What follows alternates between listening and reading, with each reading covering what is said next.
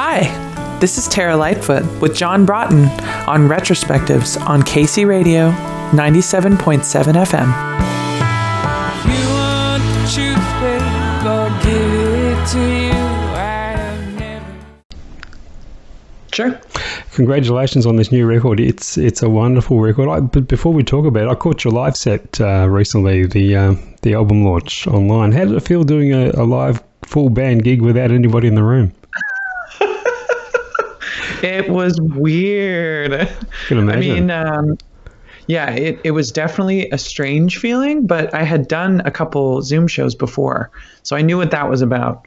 But having the band was a whole different situation. It was cool, though. I mean, just like everything that's happening in this pandemic, like, yeah, we're all kind of learning new things, and it was definitely still a great show for us. Like, we just had fun playing, and we didn't really, it was still a good vibe, is all I can say.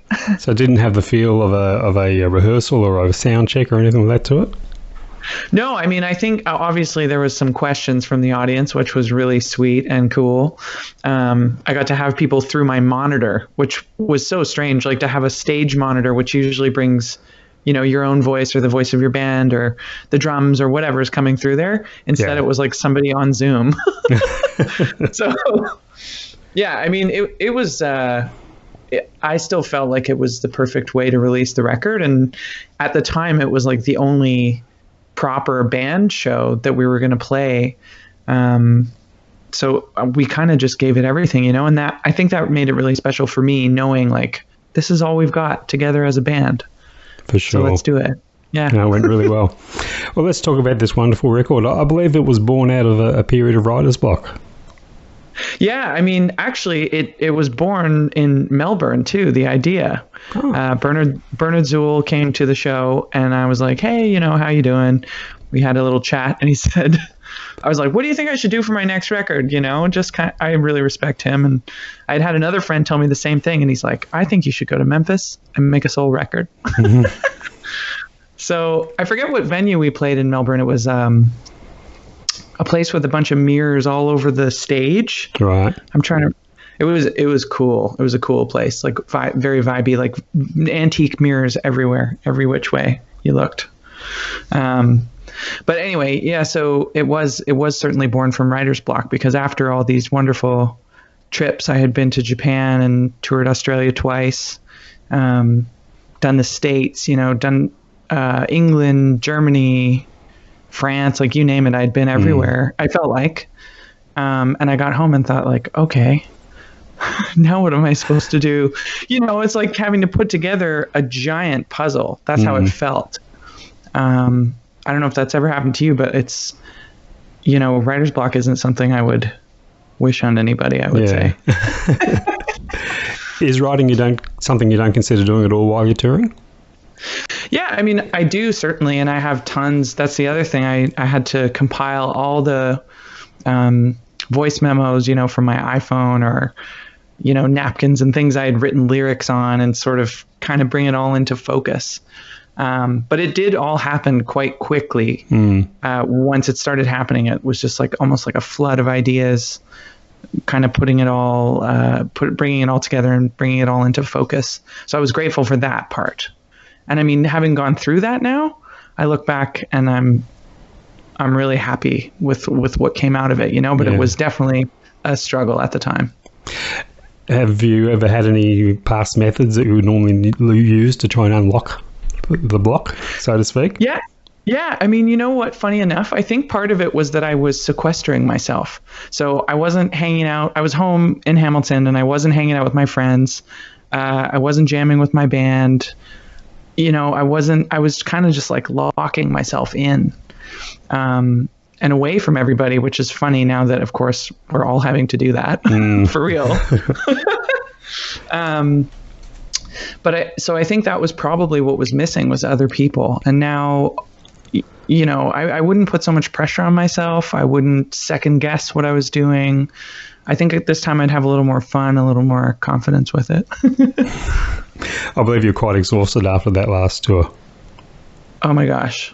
I didn't know which way was up. Like, all the time differences, and we just kind of took every opportunity, which is amazing. And I was so happy. Like, I don't know how you can be so happy and so exhausted at the same time, but I was, but yeah, I had literally, I felt like I had been everywhere, just like the song. Well, now that a break from touring has pretty much been enforced on you with the pandemic, have you got itchy feet to get out there again? Oh, of course. Yeah. And I've played some drive-in shows here at different places, like not too far from my home. But every time I end up getting the hotel for one more night. Because you just kind of feel like staying on the road, Yeah. So that's certainly a thing. So I believe a trip to Nashville kind of helped unlock the songwriting block too. Yeah, so there was something actually really crazy that happened when I was in Nashville. I was, again, just there for a writing trip, trying to figure out what I was going to do. Nothing was really coming. I wasn't happy with the things I was getting. And again, it's just like, second guessing myself, editing everything I did 1,000 times and going, oh, it's still no good. And then I was out for a drive and I almost ran into 2 horses on the middle of like a rural highway, like this beautiful, there's like mansions on both sides. It's called the Franklin Pike. Oh yeah. Yeah. And yeah, it's, have you been there? No, I haven't. No, but I've heard of it. Yeah. So it's just like, and for me too, it's a cool road, to see all those big houses and kind of southern charm, if you will. Anyway, I almost hit these horses and I thought, what the heck is going on? I pulled over. I'm like, what do we do? Who's going to help us? How am I going to corral these guys? I can't get, they're afraid, obviously, but they seem to not care about the cars. So I'm totally paranoid. Anyway, they wander off into the night. And I realized at that moment I had been living in the past or in the future, like thinking like, oh, what's going to happen when I write these songs, or is this one going to be good? Or is anybody going to like it? And those horses just knocked me out of it. And I thought, that doesn't matter. None of it matters. Who cares? And 5 days later, all the songs just fell out, because I stopped thinking too much. I stopped caring. I just thought, I'm just going to be here in the present moment. That's what was important. Right. And from that, the song came to Wild Horses. Exactly. And I mean, it's so funny because things like that do happen to me. Like a lot of my writing is from my own experience. Mm-hmm. A friend of mine said, man, I think those horses wandered into the road just so you could write the song about them, just strange things happen to me, but I'm glad I can put them into words. Has this whole exhausting touring experience perhaps taught you to maybe balance things a little bit better next time around? Oh, for sure. And I mean, I'm sure, I feel like everybody's experiencing that part in the pandemic. Yeah. We're all realizing okay, what did I actually want to do with my time and what have I been doing with it? And I think, I mean, I think everyone's learning about that right now. It's, I'm definitely learning about it being at home all the time. I'm realizing, what do I want to do? I'm working on the stage show. I feel like we had such a great situation, a setup at that album release because I actually had time to think about it, oh, what's the set going to be and which guitars am I going to play? And, I had time before. It was beautiful, really beautiful. Looking at your albums have pretty much come at 3-year intervals all the way through now. Is that, you found that's a comfortable working schedule? Yeah. I mean, I think now, of course, I'm sure there's so much music just about to come out in the next month or so because people have had the time now. Yeah. But of course, I've been writing this entire time, so I can't wait to put the next one out. Maybe it'll be a little bit sooner. But I think also it's so important. In this industry, we're always told to rush, and we put so much pressure on ourselves because we have people that my band wants to go on the road. Of course they do, and I want to support them in that. The crew, everybody. There's so many people that are depending on you to, for a livelihood too. Yeah. So there's that pressure now that I've always realized, but I think it's important for me too to say I'm gonna go at my own pace, and that's definitely why I took my time with this one because I thought I got to adhere to my own schedule. You know, I can't do what anybody else wants me to do. I can only do what I am capable of. Yeah. You know? Produced by Jay Newland. What did Jay bring to the table as a producer that made him a perfect fit for this project? Yeah, I mean, I thought he had the perfect mix. Obviously, like he's mostly a jazz guy. His resume is mostly jazz, and I kind of grew up in that. Like I went to jazz camp in high school. I played the upright bass at jazz camp. How cool. But Jay also, you know, on the DL, he plays in a cool like CCR cover band, I think. Wow. So I was like, yeah, you know, and he's a great, you know, he's a wonderful producer. He gets sounds. That's what I really wanted, was to have something quite real, like based in reality, because a lot of records these days are made with all sorts of little frills and bells and whistles. And I kind of, what I said to him at the beginning was like, I think I'm ready to be heard now. Like my voice as it is, you know, no extra stuff. And that's kind of what we went for in Memphis. But the initial plan, he had initial plans to record you in New York, didn't he? Did I read that somewhere? Yeah, like that's where he's from, and he has a great studio that he works at there, and he has, you know, obviously tons of musicians that he loves to use, and I don't know what changed his mind. It was sort of like an alignment of the stars, because I had wanted to record at Royal, and then he called me just before we were scheduled to record and said, "Do you want to go to the Memphis?" And I said, "Yeah." You know, I was willing to go. I was willing to go with whatever Jay said. Obviously, I trust him. I'd hired him to produce the record, but he changed his mind at the last minute, and I thought, like, how perfect, you know? Royal Studios has some history to it. Certainly, some legendary recordings made there. Did you feel that sense of his history walking through the doors?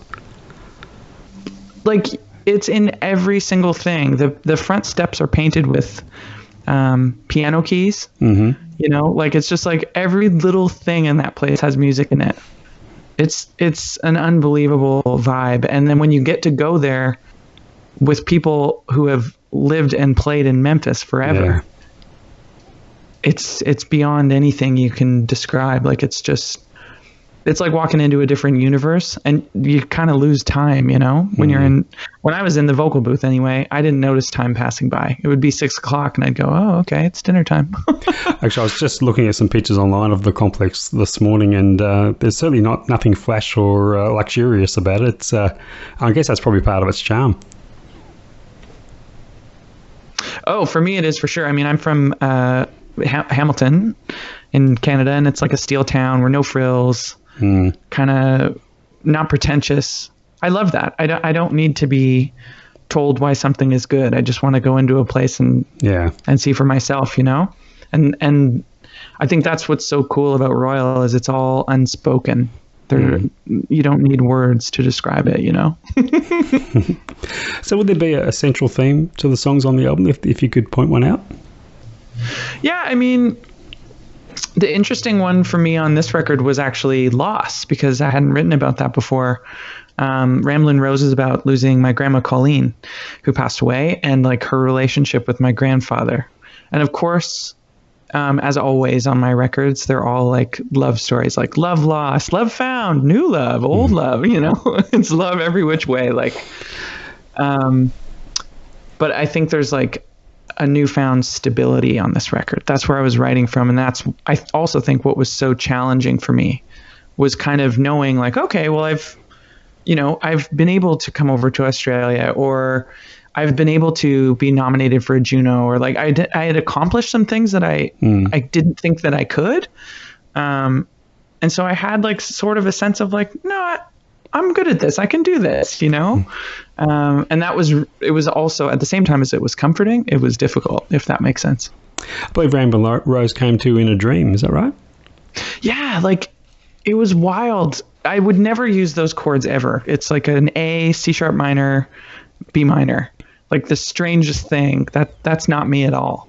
But yeah, it was my grandfather singing it. He sang the whole chorus to me in a dream. Wow. And I woke up, kept my eyes closed, and like wrote the whole thing down and tried to figure out what those chords were. Like I heard the whole song, and I'm sure like as like, you know, I want to just say for any non-musicians, that doesn't just happen to us. Like, it's not a thing where you just get, we don't just like dream up whole songs. I mean, some people do for sure, but for me, it doesn't happen that way. So that was really, really beautiful. And who knows, maybe that's my grandmother coming through. And it doesn't need to be, but it's like, that was just a really cool way of receiving a song. Yeah, so quite a rare way of receiving a song unconsciously like that. Yeah. Your last album, New Mistakes, received a lot of acclaim and a lot of attention. Did that put a little bit of pressure on you this time around? Something to live up to? Oh, totally. Yeah, that's what I was speaking a little bit to before, was like the pressure of, it's having to go up the hill to the same level as you did last time. Like there's this whole industry based on like, okay, put out more and put it out quick and make it better than the last time, and all those kinds of things that we have to think about at the same time as we're supposed to be thinking about like, okay, find the right band and play the shows and figure out where you want to go and who you want to, it gets to be a little bit wild if you don't stop to think about it. But I feel lucky. I have like really good people around me in my circle, and like I was able to kind of get through it. But yeah, I know there's a lot of pressure for people these days, especially with stuff like, well, yeah, there's just lots going on. Yeah. Pandemic. Just generally speaking, is there a pretty stringent editing process in your writing? Oh yeah. I mean, unless it's something, like there are songs that come to me when they sort of just pour out onto the page. And usually those are the ones, if they happen quickly, I don't really mess with them very much. It might be like a word or two here or there. But there were some, sure, that I thought about for a long time. I think the ones that you kind of pour over more, those are the toughest ones, because you're like, when is it finished? Just like a manuscript or something, you can go and edit it 1,000 times and then it almost gets worse. So you're like, I should go back to where I was before. But the simple ones for me that I loved writing, like Consider the Speed was a really easy one that was just sort of done, fun. Didn't matter if the words made sense, just like, let's go for it. Yeah. Called Out Your Name was another one that was just fast, and it repeats itself. It doesn't matter. So that was cool too, to kind of have the confidence to say, nope, these are the lyrics and this is what I'm going with. And, not second guessing. So considering the state of the world that we're in at the moment, and the state of the world that you've released this album into, do you think in a few years' time you're going to look back on this one as just something a little special? Oh my gosh, of course. I mean, like, that Zoom show will go down as the strangest thing we've ever done, I'm sure. Like to play like a full scale show, like there was a full crew there, obviously distanced and everything, but like to put on that amount of, or put in that amount of effort and have it be on Zoom, you're like, okay, this is very different. But I've thought about that, in a couple of years, like, how do people receive the songs now that we can't play them live? Like, everyone's going to be receiving music differently. Like, whether it's, whatever platform on the internet, or like, are they ordering vinyl and listening to that more faithfully, or, it's going to be really interesting to see what happens, I think. And just before I let you go, because I know you've got other interviews that are lined up, what are the plans? I know it's hard to make plans at the moment, the way things are, but is there a set of plans in place for the promotion of the album? Yeah, so I mean, I do have some like online festivals and things that I've been doing faithfully since the pandemic started, which I feel very lucky for. And then luckily in Canada, there's an Atlantic bubble. So I'm going to be heading out to the East and quarantining and then doing a tour in the new year. So I'm really excited about that, to be able to like go and play real shows for people, because nobody has COVID out East. So fingers crossed that stays as a thing we're going to do. And if not, then, let's just gun for sometime in 2030, I guess. I don't know. You relaunch it. Hey, Terra, I know I've got to let you go, and your screen is frozen again, so I'm oh, sorry. So before we totally crash out, I might just get out quick while we're ahead. Hey, thank you so much. It's been a wonderful time speaking to you, and this new album is an absolute treat. Yay, thank you, John. And I hope once all this is over, we'll see you back down here again. You know, you're more than welcome down here. Oh, I would love that. Okay, I'll see you soon. All the best. Take care. Okay, bye. Bye.